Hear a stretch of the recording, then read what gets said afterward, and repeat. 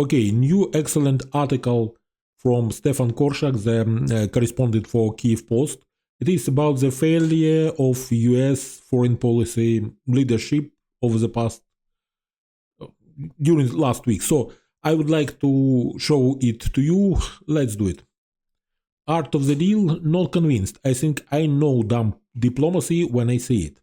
So it is a bigger article. I will just read you some excerpt of it.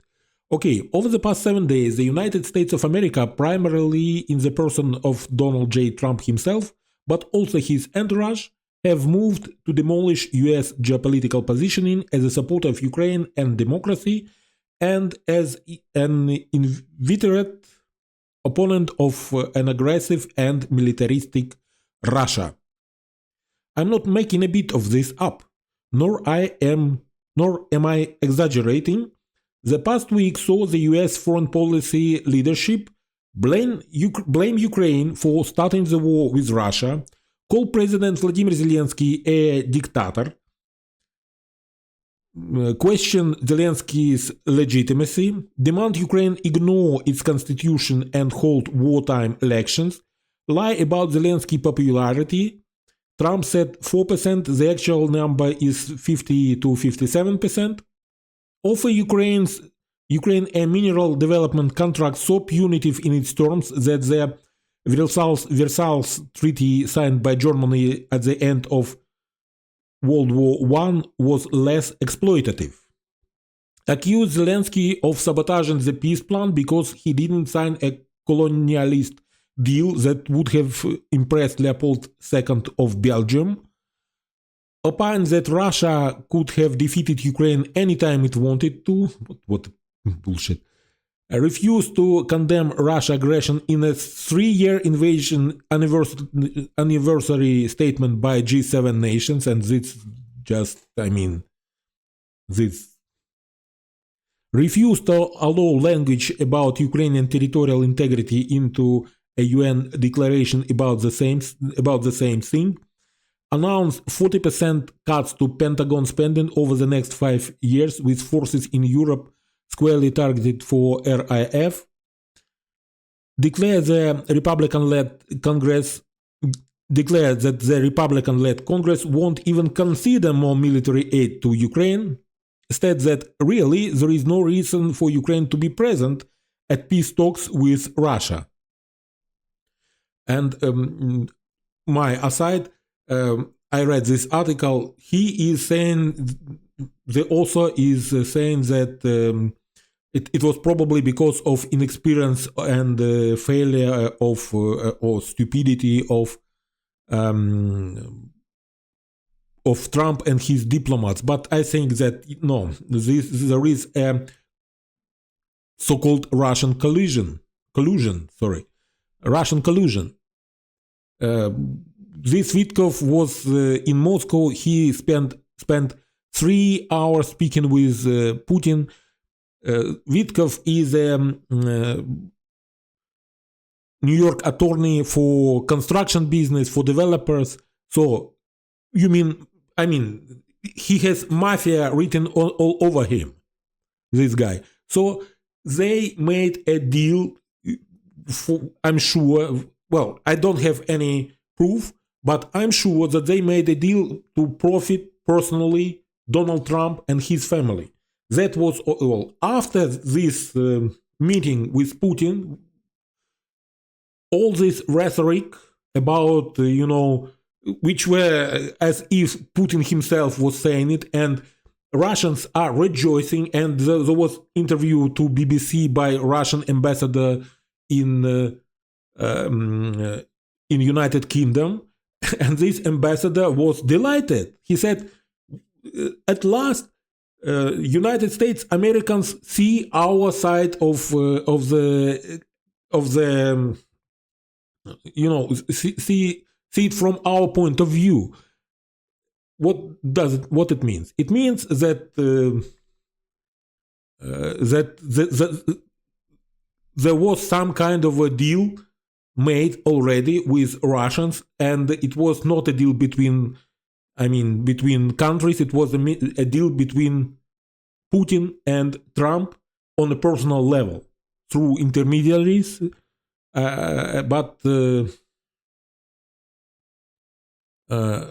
it is just to personally enrich Trump and his family.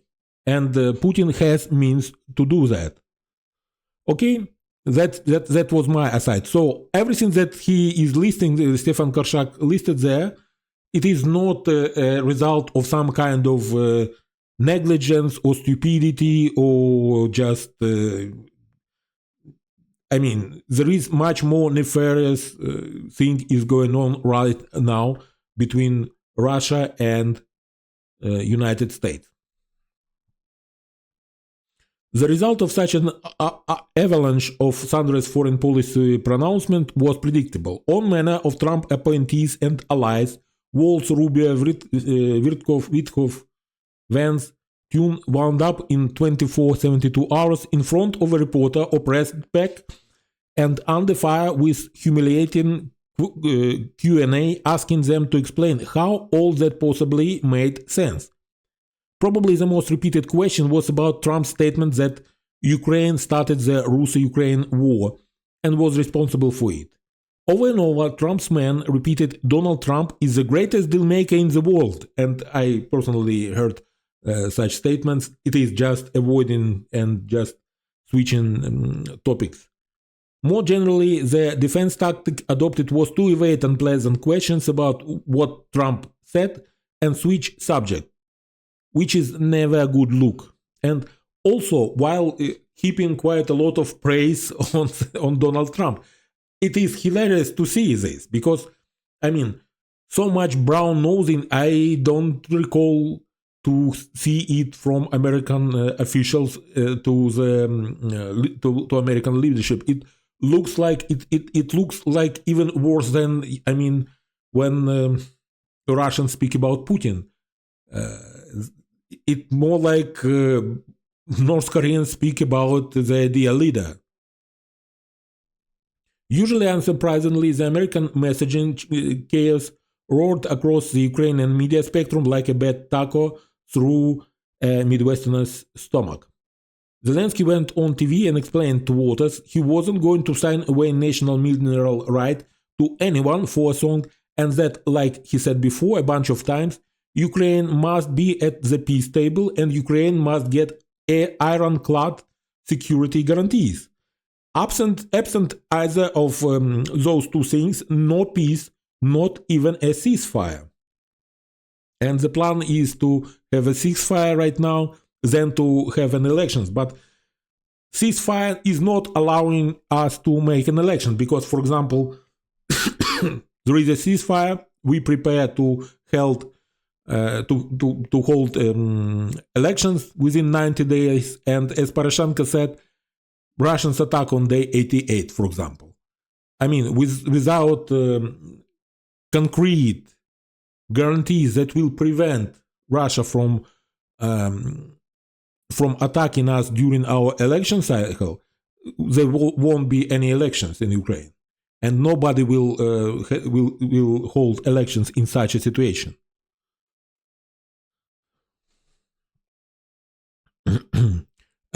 As even an indifferently read policymaker might expect from a nation invaded and at war, Ukrainian society closed ranks, and in the wake of the Trump administration assault, Zelensky's popularity soared. The most recent poll I saw was 57%, but I think it is not the recent poll. I have seen this number, and they were from, I think, not even from January, it was from December poll. So, and there were no current polls after all this interaction between Zelensky and Trump. So we don't know how much his polling numbers went up after all this. So, which is pretty good after 3 years of war in a country with free and pretty aggressive media. Trump, after a month in office and running a government that as a matter of state policy cuts off mainstream media the administration doesn't like, is at about 43% and falling. I read. On the mineral rights deal, Zelensky did the standard lateral and said, sure, great idea. Ukraine would definitely think about it and get back to the US after a detailed study. This is how adult diplomats conduct business. A pretty reliable source told me Zelensky was locked and loaded and ready for the Americans to stick a rip-off contract under his nose, and that the only real surprise of the exchange was that the American envoy with the piece of paper in his briefcase, Secretary of Treasury Besant, actually seemed seriously to expect Ukraine's president would sign away national mineral rights without reading the contract. And the pressure was enormous. They were asking him to sign it on the spot without reading it, without consulting with anybody. And then Trump was, crying about it. This, we had a deal and they refused to sign it. And that was very rude to the Secretary of Treasury because he had to travel by train for several hours, and it was very, very dangerous, something like this, he was saying. But you brought some piece of shit with you, and you were expecting that that Zelensky is going to sign it. All this is on you. You decided to do it in such a offensive and outrageous manner. If Zelensky will sign anything right now, he will sign his, not death warrant, but death warrant for his political career, because right now, after we saw what was in the first proposed deal, no deal is possible. No deal is possible. Any deal will be used by his political opponents to say that he sold Ukraine to clear enemy of Ukraine, to Trump, who is clear and enemy of Ukraine bought by Putin.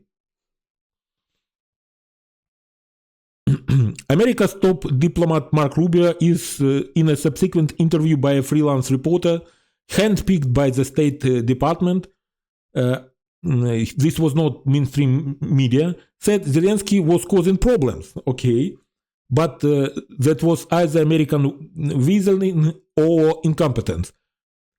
Seriously, sign away national mineral rights on terms worse than Versailles Treaty? Rubio actually expected America could trick Zelensky into doing that.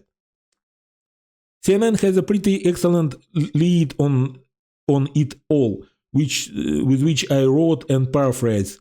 The US hoped to acquire major Ukrainian mineral rights, but President Vladimir Zelensky knew a bad deal when he saw one. Okay, that was paraphrase. I think I know dumb diplomacy when I see it. Okay, because it was not obvious for me. Okay, meanwhile, the supposedly weak Europeans the administration thought it had browbeaten into passivity last week, pretty much all lined up on Ukraine's side. France, Germany, Britain, they all said what the Americans were doing is awful. Russia is an enemy and a menace, and if the Americans want to cut and run on democracy, then Europe the hell won't. Then the French and the British announced they would send national leaders to DC to tell Trump their countries are on board with a security deal for Ukraine, but only with the US or NATO backing it. This is identical to the Ukrainian position and another solid example of how competent diplomats do diplomacy. Killing an initiative while pretending to be for it is a textbook move. The Americans really should pay attention. They might learn something.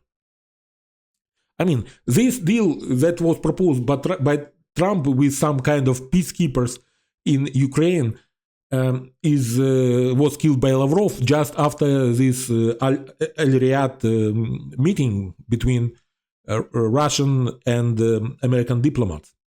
Because he said that Russia will not accept any troops under NATO flag on any other, because it doesn't mean which flag they are under. They are all not NATO troops from NATO countries, and it is unacceptable for Russia. So they will never agree to put this in a deal. So all the France, Britain, and Germany and others are doing right now are just, well, they're pretending that they are going to send some troops to Ukraine, knowing full well that they won't. They won't need to send them because Russia will oppose it. But what they are doing, they are just telling to Donald Trump, okay, you said that you provide us the ceasefire, provide us the ceasefire, and then we will provide the troops. But they know well that this ceasefire with the troops written into it, with the peacekeepers, or how they are called, it will not be agreed by Russians. So they won't be. They will not. They will not need to. What is the? They will never need to send any troops to Ukraine after this ceasefire, because it will never agreed to by Russians. Okay, yeah. And but they are making all the necessary moves, saying that yes, we are for all for providing troops. And these peacekeepers, it's a bullshit. It will not be able to. They won't be able to do anything if even agreed upon. And let you remind that in Srebrenica, where Serbs made this genocide, there were peacekeepers. There were about 500 Dutch peacekeepers there, but they could not do anything. And then even disarmed the Bosnians, and then they handed these Bosnian men to Serbs for certain deaths. So peacekeepers is bullshit. We also will never agree to any peacekeepers.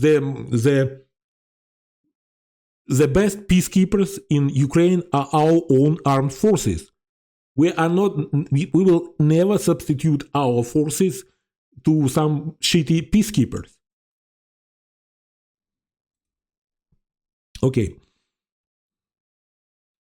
In the Swedish parliament this week, they passed a record Ukraine military aid bill, and it is hard to communicate how extraordinary this is for Sweden.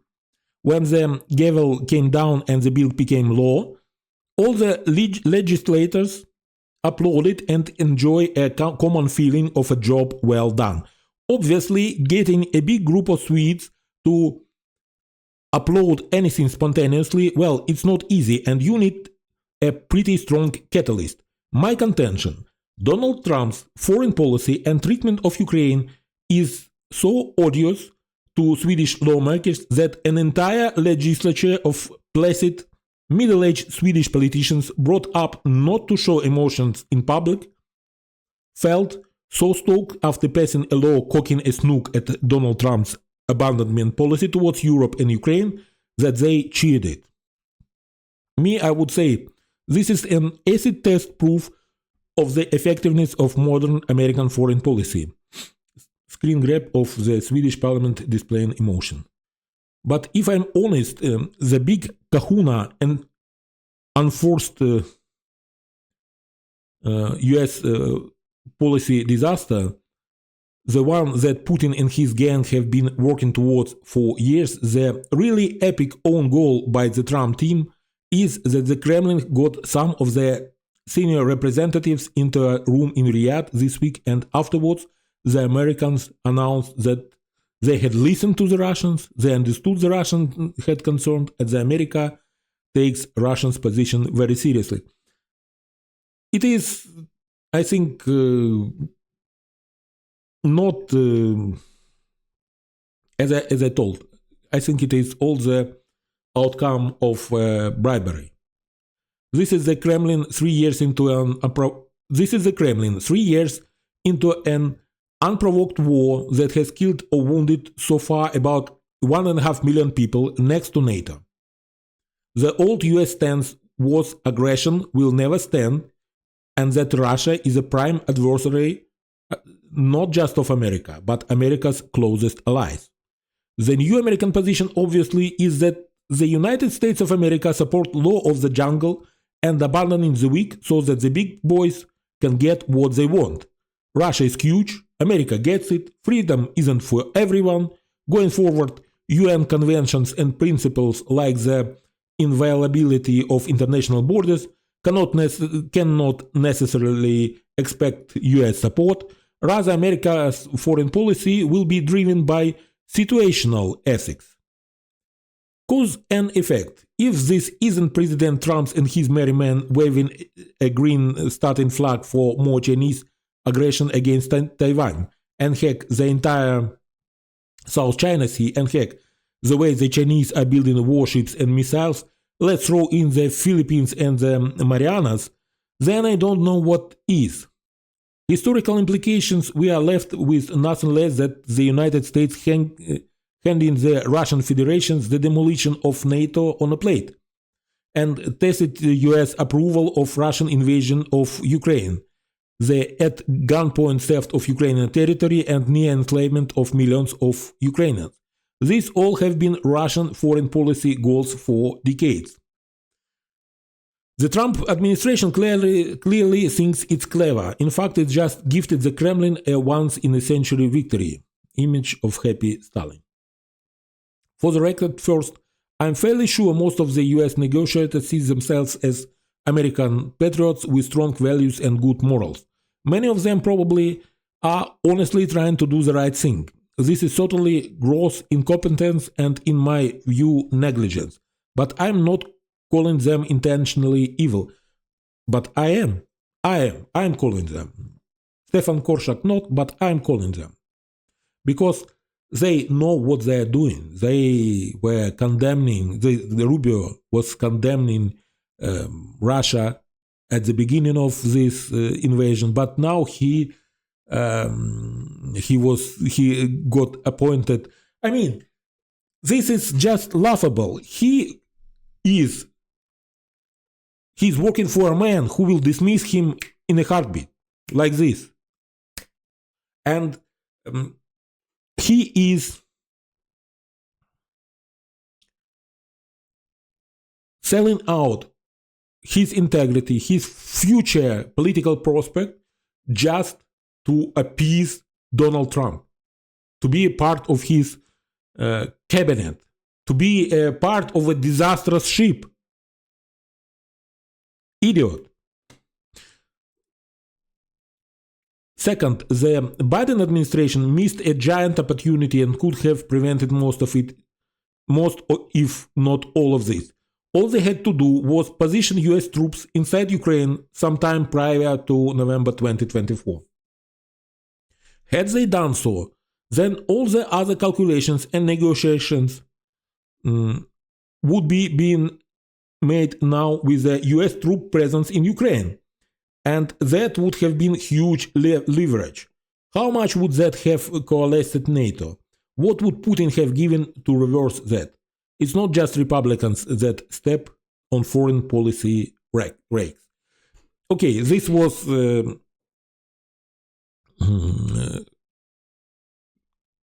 an excellent part of the article by Stefan Korshak. I will leave the link in the description so you can read the whole articles if you like. The only thing I would like to show you is this meme, from Home Alone 2.